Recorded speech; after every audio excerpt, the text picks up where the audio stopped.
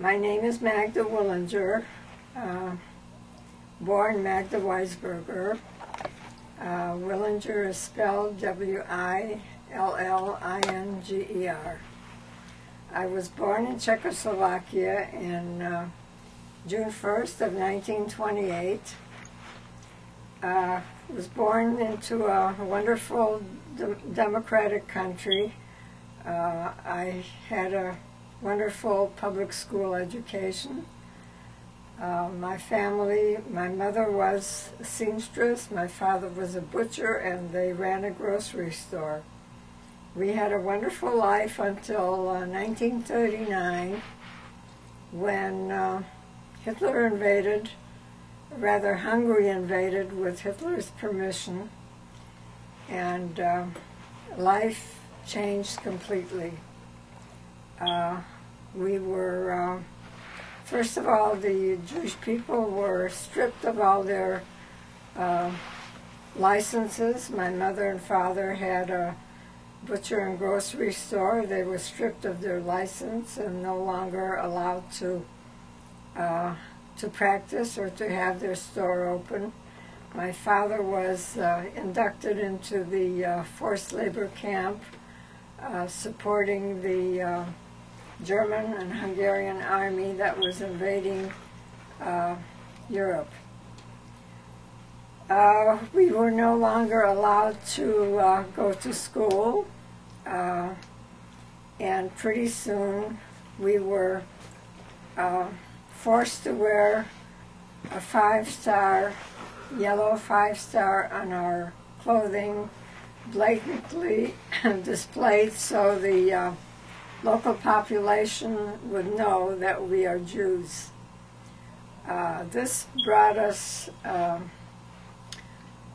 it was very shameful because the very people that we lived with and went to school with no longer wanted to fraternize with you, called you dirty names.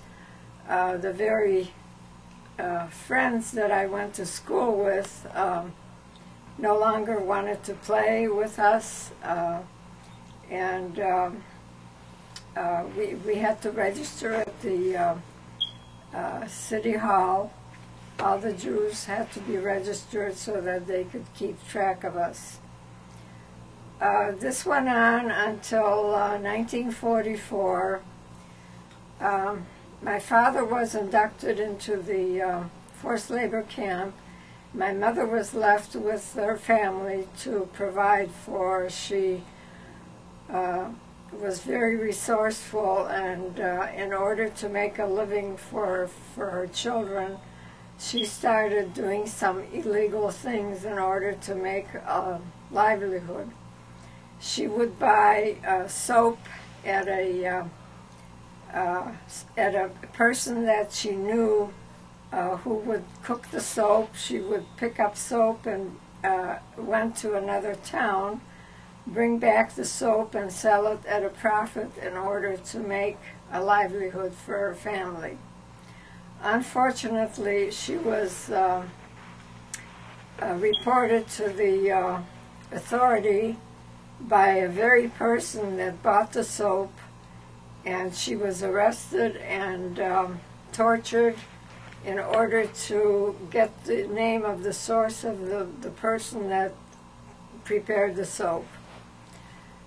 She was beaten and tortured, never revealing the soap maker. And the gendarme, the local police that arrested her and tortured her, were people that at one time were customers in our grocery store, charging their groceries, friends who suddenly turned against us and became anti-Semitic.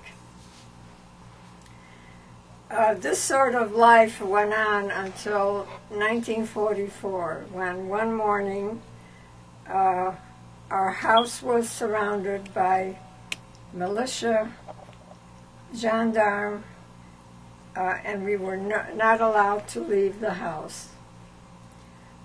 Slowly we could see through the window people being escorted at gunpoint, not knowing where they were going. When our turn came, we were taken to the local synagogue where all the Jewish people were gathered, overflowing humanity. In order to go to the washroom, you had to have an escort. We were there overnight. Young people, old people, anyone who couldn't walk was taken on a stretcher and gathered there. The following morning, arrangements were made for us to walk or ride to the next town, which was called Natsölish, where a ghetto was established. The young people and infirmed elderly people were put on wagons with oxen or horses pulling them. The rest of us who were able to walk walked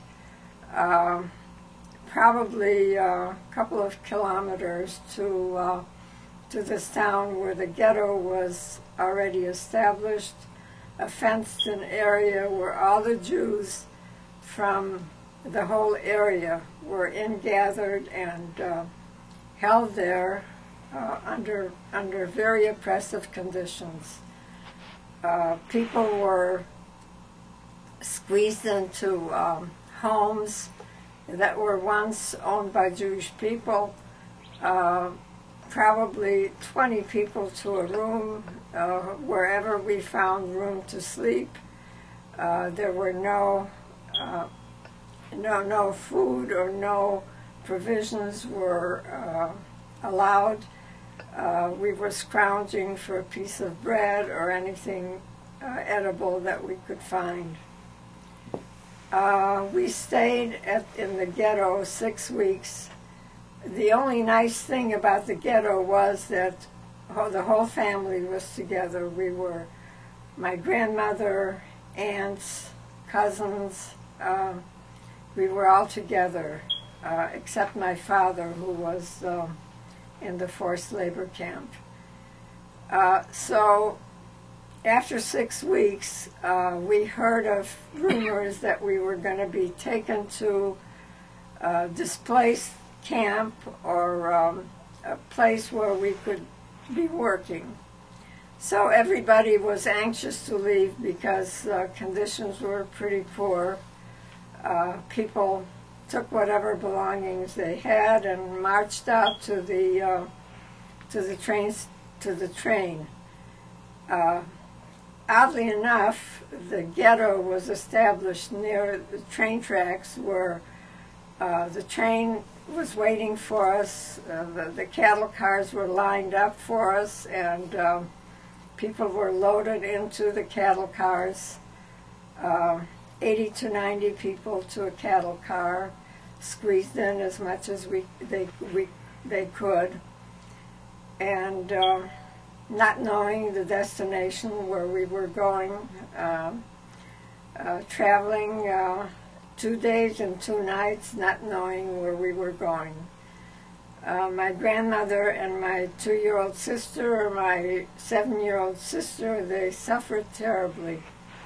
Hardly having room to sit down. There was no place to relieve yourself, no water. You were lucky if there was someone had a pot that we used to relieve ourselves in. After 2 nights and 2 days of traveling, and we arrived at a place, and we could see some signs that said Auschwitz. We arrived, they were opened the doors, the bolted doors, and we were getting off the cattle cars. Some people could hardly walk from being cramped in. Strange things were happening as we were getting off the train, the cattle cars. some men in striped clothing would come up and kind of look at you, help you, and say, one came up to me and asked, "How old are you?" I was 15 and a half at the time. He said, "No, tell him you're 18. My mother, who was holding a 2-year-old child, automatically took the child out of her arms, put her into my grandmother's arms. We had no idea what the meaning of that was, but later on, as we were marching on, and there was Mangala who decided who's going to go to the right and who's going to go to the left. Well, that's when we were separated from the children, from my grandmother. My mother and I went together, marching on with the big crowd, just flowing along with the big crowd, arriving at the showers, where we were undressed and went through the showers, got shaven, hair shaven, all bodily hair shaven by men, very, very humiliated, dehumanizing. We wound up at the other end of the shower with a pile of clothing, grabbed a piece of clothing that didn't fit, sometimes hanging down to your ankles, sometimes not even covering your knees. My mother and I looked at each other. We could hardly recognize each other. As a matter of fact, on the way to the showers, we saw some women behind fences of barbed wire, and they were screaming, "If you have a piece of bread, throw it over to us." And they looked like crazy women, head shaven well. Pretty soon after the showers, we looked the same. And marching on again, we were housed in barracks, 1,000 women to a barrack on triple bunk beds, wooden bunk beds, and squeezed in as many women as they could. Every morning we would get out of the barracks 6 o'clock in the morning for head count, and Auschwitz was the most godforsaken place. Every morning it would be raining, standing in mud for head counts, 5 abreast women, and the guard would be counting every morning, making sure that the 1,000 women would add up to 1,000 women every morning. Well, during these head counts, they would scrutinize us, scrutinize the women, see how they look. Are they healthy? Are they well enough to stay on? And every morning, the weak people that looked sickly would be picked out. Well, living in Auschwitz on the diet we had, it didn't take long before we all looked like skeletons, and every morning the guard would look you over, and one morning he looked me over and he pulled me out of the line. Well, we already knew what was happening to those who were chosen out of the line. When the guard walked down the line, my mother grabbed my hand and pulled me back into the line.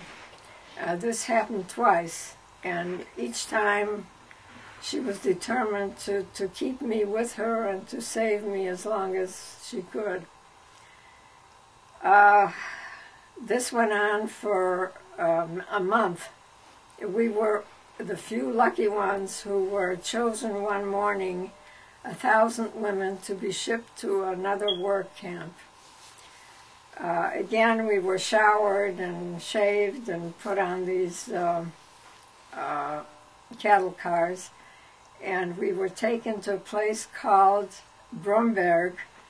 In Polish, it's called Bydgoszcz, and it is on the map even today, where we were shipped to a work camp. Arriving there, we were amazed at the wonderful barracks we had with just double bunks and a blanket and a mattress. We felt like we were in heaven after Auschwitz. And we had much better sanitary conditions. We were able to shower and wash our clothing, and we were assigned to work where we were marched every morning to a work camp where actually ammunition was being manufactured for the war that Hitler was waging. I and another young girl were assigned to loading a wagon full of sacks that we would push to an elevator and unload it, and it went to the next process from there. This went on daily, and occasionally we would find a piece of bread in the wagon with some anonymous, wonderful person that put it there, because there were some civilians working at the same factory that we worked at, and actually had the heart and would leave a piece of bread anonymously on the wagon for us. This went on daily. One day my mother was chosen to cook at the SS kitchen. She was asked if she could cook a Hungarian goulash, which she did very well. And she and another woman were chosen to cook. Well, they very willingly cooked these wonderful dishes for the SS and tasted it, made sure that it was properly seasoned, at the same time alleviating their own hunger. As she was cooking and took the courage every day, she would hide some food in her clothing and bring it back to the barracks and distribute it as far as it would go, and that really helped. The additional supply that she was supplying was really a big help. Later on, she even took the courage and brought back pails of soup and distributed amongst the barrack. And this really gave us enough energy and strength to carry us through the whole internment. Unfortunately, she was caught at it. She was caught one day by one of the guards and was severely punished for it. She had to stay on a bunker, on the roof of a bunker, for a whole day, holding a pail of water in each arm. In December, November, in Poland, it was very cold and windy, and there she stood until we returned from the work. Finally, the guard allowed her to come down, and she was practically frozen. I was rubbing her arms and hands to bring back some circulation, and with tears, both crying. After that, she was also assigned to the factory work.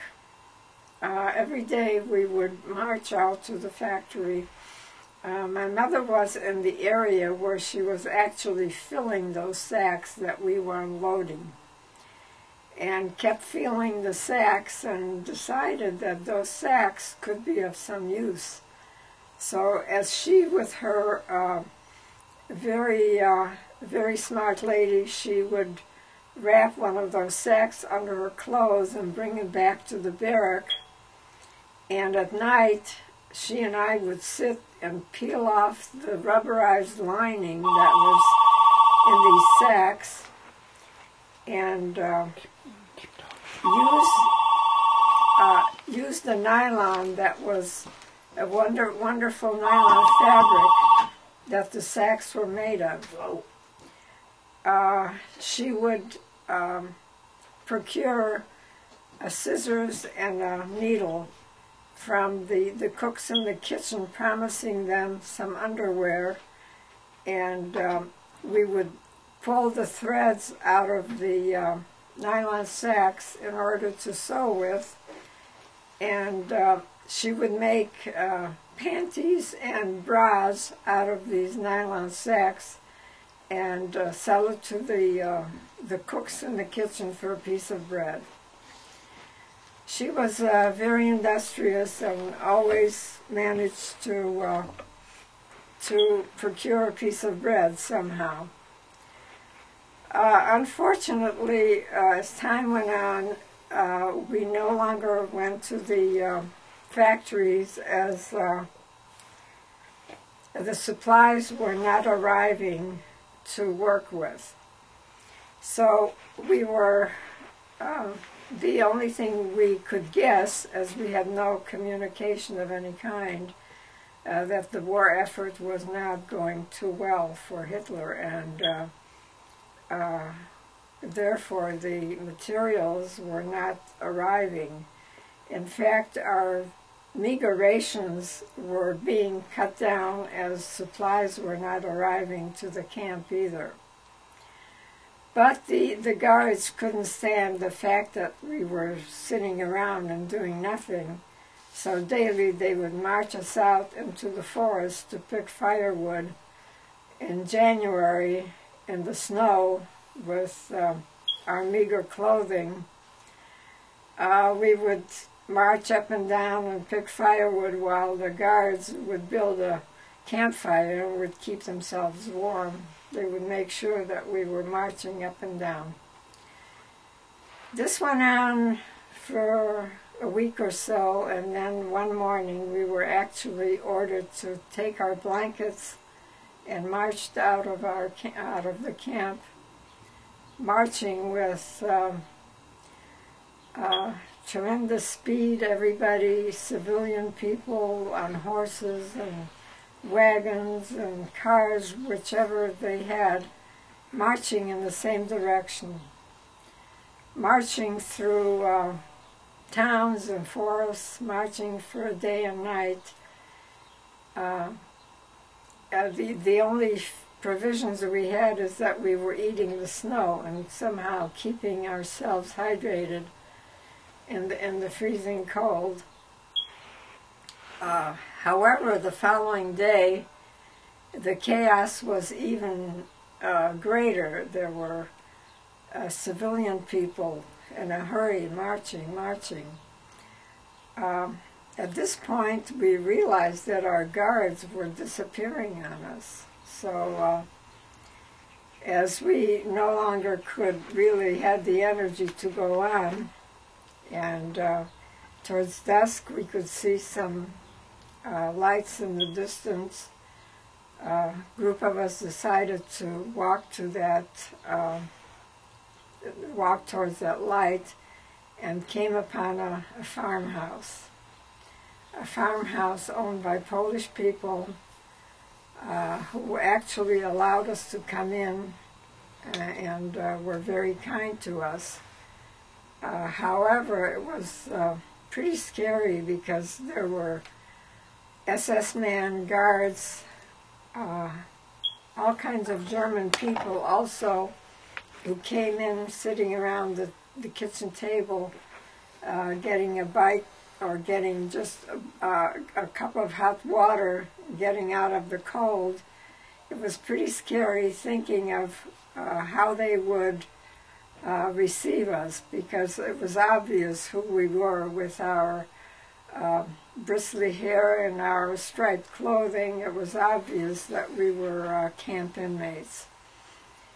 At this point, however, everybody was out to save their own skin and didn't pay much attention to us. The people that owned the farm were very kind to us. They shared whatever food they had. They allowed us to stay overnight. And the war effort the war was going on around us. We could hear a cannon fire in not too far distance. The Polish people would, the owners of the farm would leave at night, afraid that the gunfire would destroy their home, and would ask us to join them, and we said, no, we're going to stay. And we could hardly wait for the Russian army to arrive. And they did. They did in a few days. They arrived and they occupied the area. We greeted the Russian army with joy. And they were a pretty wild bunch. In fact, they were asking for vodka. We didn't know what vodka is. I brought a glass of water to one because voda in Czech is water. Well, he took one sip and spit it out. Anyway, at this point, we thanked the Polish people and decided that we need to go back to the big city to somehow get transportation and go home to our hometown, hoping that some member of the family survived and we could reunite. Walking back to the big city, we sometimes got a ride from a Russian convoy. But actually, the Russians were suspicious of us, too, until they really got to know who we were. We did meet some Russian officers that were Jewish, and they were very helpful. When we arrived in Bromberg, the big city, they actually provided us with an abandoned apartment that once belonged to a German officer, where we really rested and found some food and found clothing, and we were able to take baths and showers, and we began to feel like human beings. But the urgency to go home to our hometown was great. So we again headed out on the road. We wound up in Warsaw, where we again there was some Red Cross established and gave us again, supplied us with some food, and again we headed out on the road, mostly by foot. Sometimes we got a ride by a Russian military truck, because the railroad tracks were pretty well destroyed, so there were no trains, no functioning trains.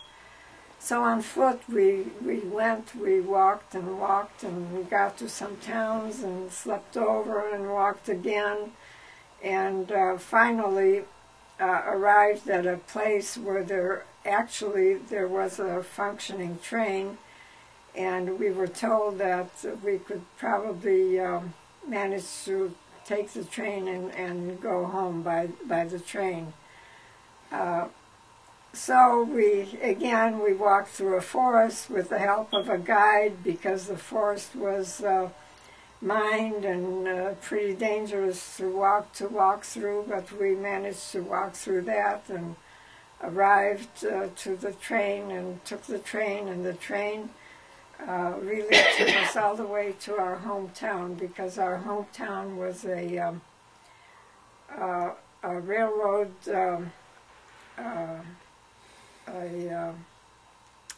where actually the trains ran to. It was a central railroad station where the trains traveled to Russia, Poland, Romania from there. So we arrived at our hometown. It was kind of eerie. We arrived at night and walked to our grandmother's home, found it completely abandoned, knocked on the door and had no answer. So again, we walked to our home that we lived in at one time, completely looted and abandoned. So with a heavy heart, again, we walked to a neighbor's house where we saw the light, and walked to Mrs. Fixler's house, where she again greeted us with kindness and let us spend the night at her house. In the morning, she informed us that my cousin Joe has returned from the war. Well, that was great news, because that was the main reason why we made the trek home, to hopefully to find someone alive. And my cousin Joe greeted us in the morning. He already had a small house that he lived in, and had some furniture that we shared with him.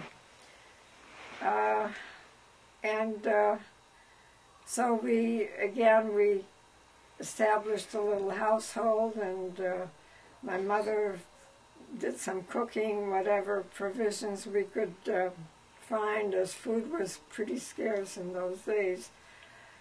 And daily we would go to the train station hoping to find someone returning from the family. Well, my cousin Olga returned, and some neighbors returned. Unfortunately, one day a Mr. Farkas returned, who was a neighbor and who was with my father, and we were hoping for my father to be alive, because the forced labor camp was just slightly better than the concentration camp, so we were hoping that he survived. Well, Mr. Farkas had news of my father. He was with him through the whole time. He was in the forced labor camp with him, but when the war effort went badly for Germany, they took all those men and put them into Mauthausen, one of the concentration camps. And he and my father were even liberated by the Allied armies in a very, very bad physical condition. They were very emaciated. My father had typhus, and he was placed in a makeshift hospital, but didn't survive. In fact, he had lost hope that no one from his family would have survived.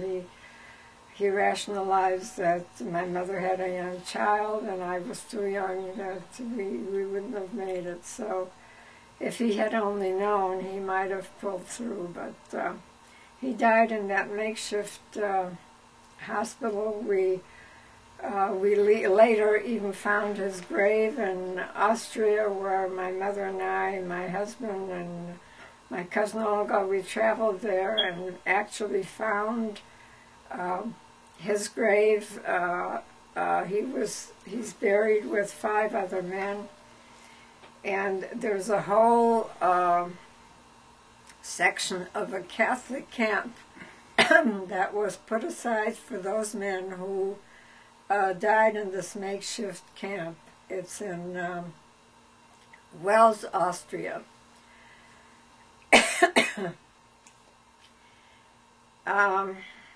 My mother and I and my cousins later on, we migrated to the United States,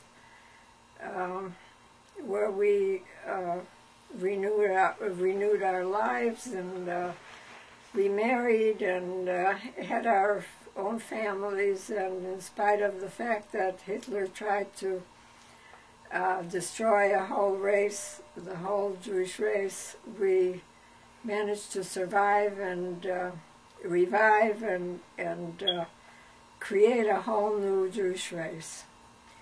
And